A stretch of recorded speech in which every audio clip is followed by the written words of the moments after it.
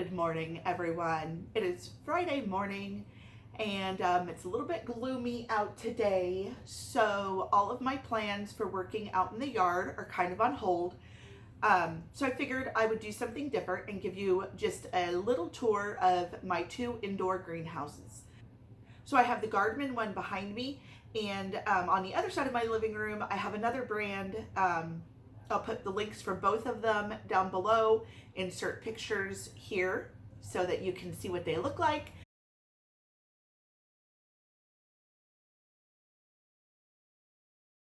The GARDMAN is a little bit bigger than the other one. I'll get all the details of that and have that in the description so that you can check it out.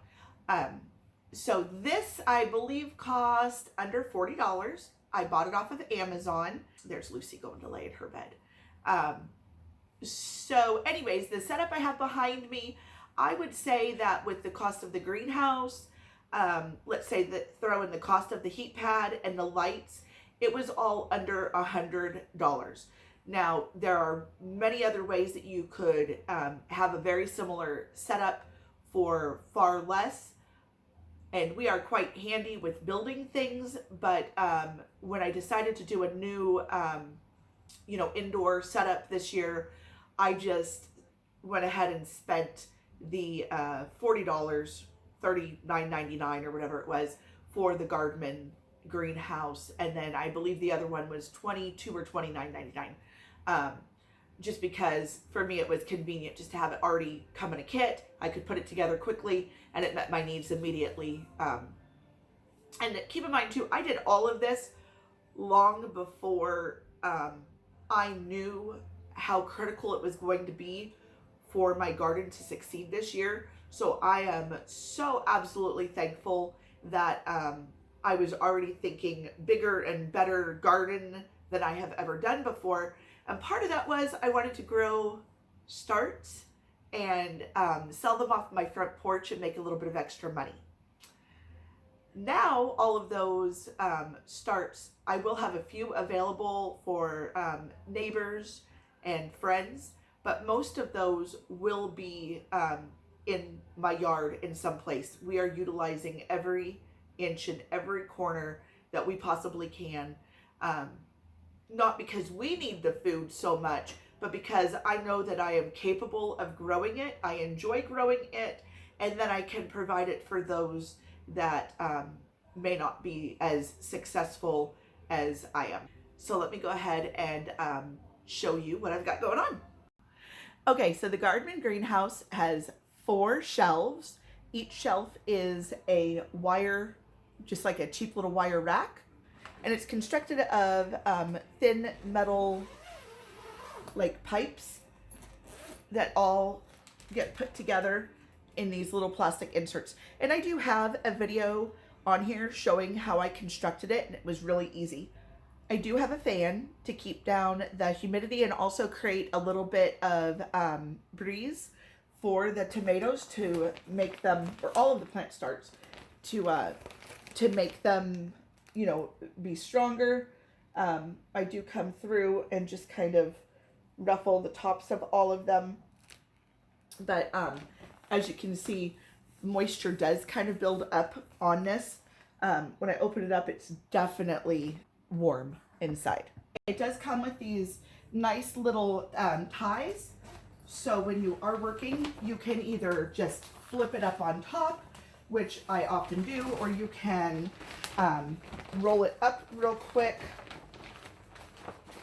and then tie it off. Okay, so as you can see, I have it tied up. And here's my fan. Sometimes I turn it and face it down. Today I have it facing up. On this top shelf, it did not have a bar, and so I just took a paddle bit and drilled out through the plastic part and put a dowel in, and then I was able to attach my my light to it. And I'll put a link to what lights I'm using, what heat pads I'm using, and the greenhouse itself. So whenever I am starting new seedlings, I try to have them on a heat mat because you want to promote growth, and the heat helps to do that. And then, as you can see, once they have gotten established, I don't have heat mats on these, but I do on this bottom one where, again, I have more seeds that I have started. I do bottom water, and I also use just a regular cheap, I think I got it for $1. I have like 3 or 4 of them, just a squirt bottle. And I moisten the top of the soil as well, but I prefer to bottom water. I think this is all tomatoes in this tray. This tray is a mixture of, it looks like peppers, tomatoes, some herbs, some things for my tea garden, or witch's garden, as I affectionately call it. We've got quite a few seedlings coming up on the Monet's Mix basil. So I use a combination of the plastic trays, the grow bags, and then toilet paper rolls. And then down here I have various peppers and some cucumbers, eggplants. Oh yeah, chamomile, lemon balm, some licorice basil, some dwarf Greek basil. I do have it next to a window, and I just have it tucked here in the corner of my living room by the kids' movie shelf. This has kind of become the catch-all right now since I've been doing a lot of work inside. I've got like my sewing machine and, you know, boxes of garden stuff. You know, it's a pretty compact little greenhouse. It's usually not too, you know, invasive to the space, as you can see. Lucy doesn't seem to mind it being right there next to her. And, you know, at night I just reach in here and I have a power strip that I actually have screwed down, and I just reach back and hit the main switch and it shuts everything off, and then I zip this up if it's not already zipped up, and they're good to go for the night. So my other one is across the living room, and my fan died for this one, so I'm gonna have to order another one on Amazon. But this is also a 4-shelf, and I have the lights set up just like I do on the other one. So same thing, you know, you can unzip or just flip up. So I have some okra and squash that I've started in the grow bags. And one of the fun things that I like about these grow bags is and I'll do a video on it, but I actually fold them down, the tops, and fill it up and get the seeds started.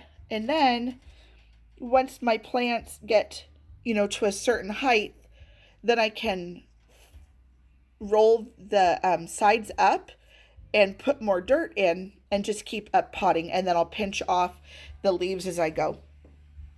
And as you can see here,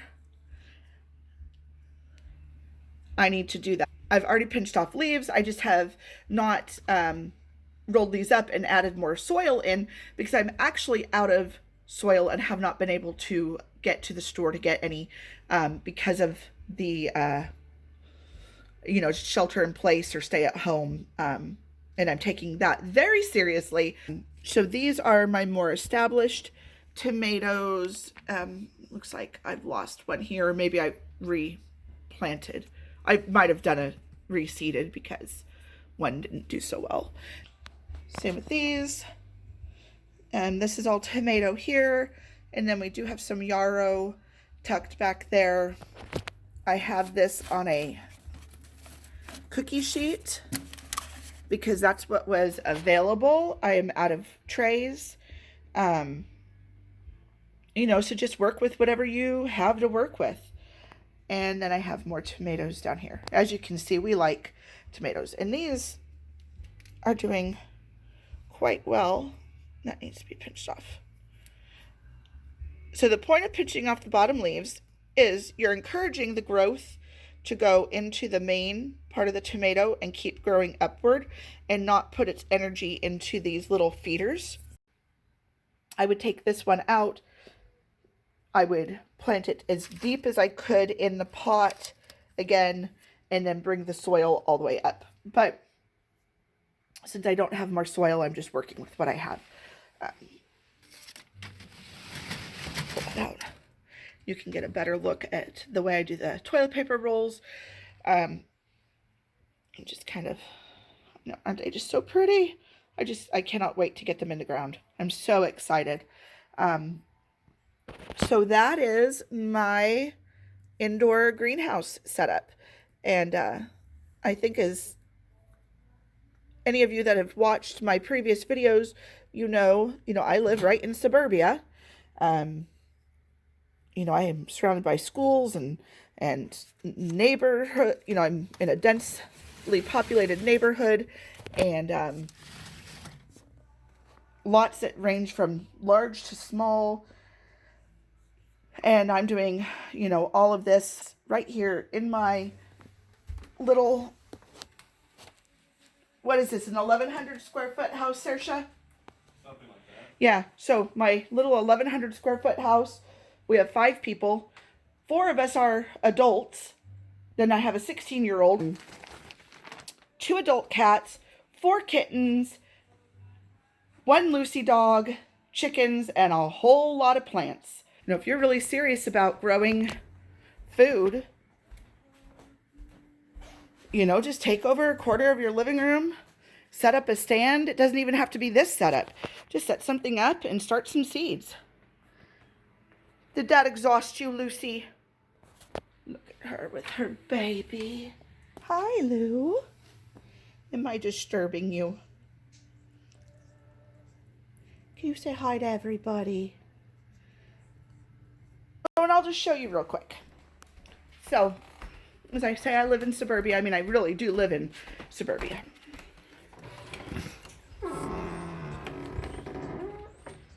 Okay. We put this up for Lucy so that she can be able to come out on the porch.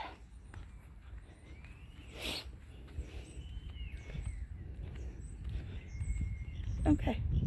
So I just live in a normal neighborhood.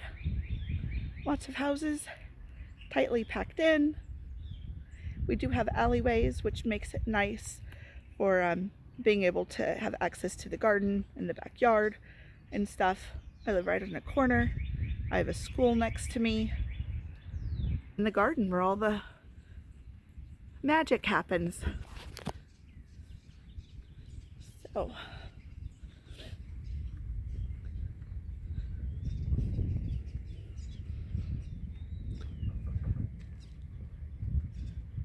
And then that's it. So when we go back over here, you can kind of see, maybe, yeah. So that's the garden right there. And that's my house. So, not big, not grand, not in the country. You know, we just make do with what we have. So,